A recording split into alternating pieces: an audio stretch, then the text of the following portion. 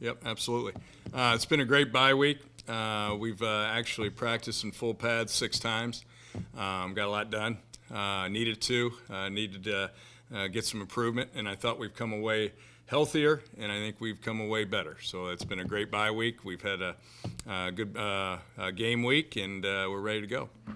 You mentioned just the full pads and bye week. Usually you don't get that. Usually it's a time of rest. Why did you want to go the full pads? Well, we decided, it was going to be treated just like a normal week. And, we practice in pads every time we go. And we were smart. We went every other day last week and got a lot done. And, we need to continue to get better at playing football. Curt, what you mentioned improvement that you felt needed to be made. Mm-hmm. What was kind of your MO for all phases of the team in terms of what they specifically needed to improve? Well, I think when you look at what we practice every day, Todd, talk about the big four. We have to be better in third down. We haven't been very good at that, so we hit that pretty hard. We hit 2-minute, as you saw today. We've been hitting that every day, as we do every day, and we've been working hard in the red zone. And then obviously our blitz attitude and being able to, defend the blitz. And so we really made that a huge emphasis the last 6 practices. And the only way you're going to get better at all that is to go in full pads, and that's what we did. You haven't gotten up to the start. You obviously won, but you always talk about it, conference championship. Yep. That goal still lies ahead for this ball club. How much do you talk to the guys that it doesn't matter what you've done so far, that they can still obtain their goals? Yeah, no question. The conference is now, as it is for everyone getting into conference play. You want to go 1-0, and that's the goal. And we're playing a team that's very, very tough to beat. Not only anywhere, especially in the Uni Dome. And we haven't, as a football program, had much success there. And so we've got a heck of a challenge ahead of us. And they're a physical bunch, and they always have been. That's been their MO. And we've had a good week of preparation, a good bye week of preparation. And we got to get up there and get after it as we start off conference play. Coach, you don't want to linger on it, but you talk about the history much with these guys. They know you guys haven't won, and they're in a long time as the team looks to do something this weekend that hasn't happened in a long time. Yeah, I looked at it over the summertime, as I do, because when you're in the summertime, you're looking at the season. You're not looking at each opponent, or one opponent. You're looking at every opponent. And so, over the summer, I looked at, maybe our history against these guys or whoever. And we haven't beaten these guys since 1988. I was a senior in high school up there. It's a long time. And that's not going to just happen.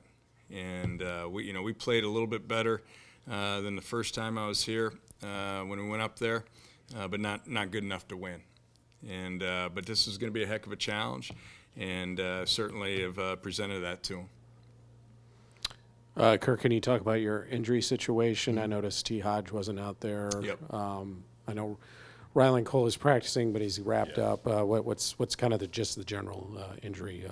I think we're going to find out right now with T. He got a pretty good contusion on his thigh. He's still stiff. It's not going to be much longer. If it's this weekend, he'll be back for next weekend. So we're hoping that he'll be better tomorrow, but he's still pretty stiff, and as you saw today, we didn't practice him. So we'll see how he feels tomorrow. Ryland's back. He's playing with the club. If he can be out there, he's going to be out there. He's a tough kid, and he's ready to go. Yeah, it's a challenging game for the secondary. I mean, Day, their quarterback, is leading the league in passing, and that's playing a tough schedule too. Yeah. McShane, obviously one of the better receivers in the conference. Tell me about the challenge that they present offensively and defensively. I think Wu Governor's leading the league in interceptions. Yep. X's and O's wise, what challenges does UNI present for your guys?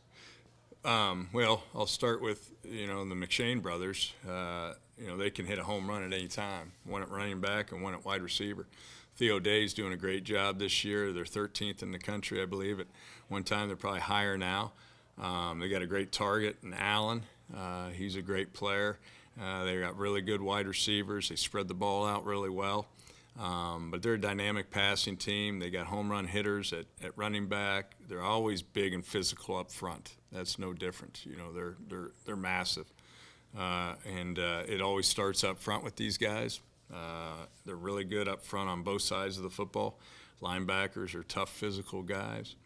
Their safety roams back there, and you know, he's as good a safety as we have in our conference, and they got two good corners. You mentioned Wu. He had 2 pick sixes last week in the game. He was Conference Player of the Week. But they're really good. It's hard to find a weakness. Got good specialists, but they're good. They're a typical Northern Iowa team. Big, tough physically up front, and that's where it always starts with them.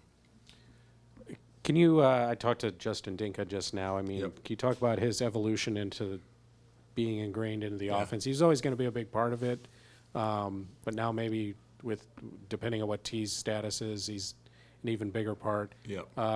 What kind of defines him as a running back and as a person a little bit that's made him, you know, kind of Sure. eventually become successful here? You know, I think during the year, you know, the COVID year, you know, just like everybody, you know, he missed, but he didn't have a home. You know, he wasn't in a program. And so he was in between programs.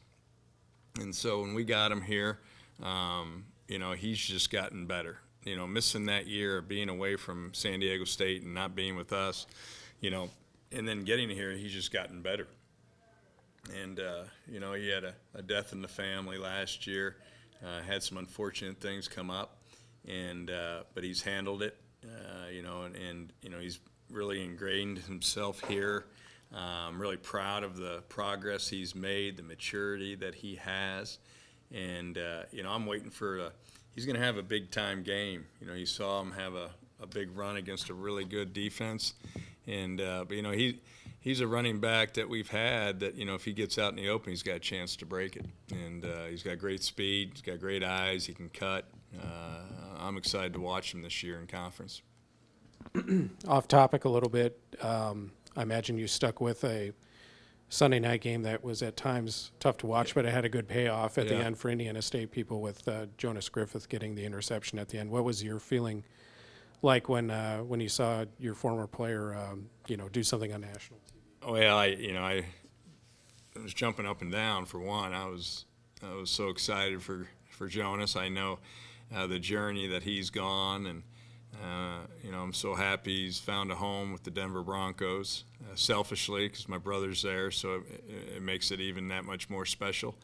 You have Dom Daphne there as well, so. But seeing the game in that way, and just, you know, there was a picture that was sent to me, and you know, the smiles, you know, spoke volumes. You know, just to see, you know, all the people that love him and that were there supporting him. So it was a special moment. I'm really excited to watch him this year.